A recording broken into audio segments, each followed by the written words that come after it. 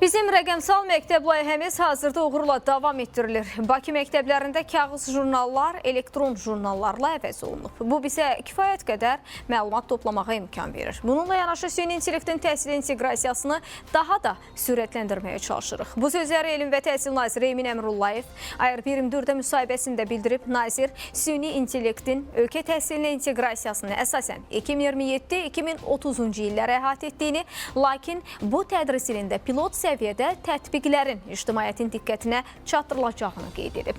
Həmçinin Emin Əmrullayev təhsildə gözlənilən digər yeniliklərlə bağlı da fikirlərini bildirib. 2026-cı ildə həm sertifikasiya prosesi davam edəcək, yəni artıq bu il bitirəcəyik sertifikasiya prosesini.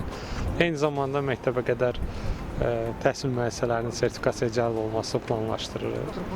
O cümlədən yəni bu illəri 2026-cı ilin 2022-26-cı il strategiyasında nəzərdə tutulan bir çox digər məsələlər də öz, yəni necə deyirlər, həllini tapacaq.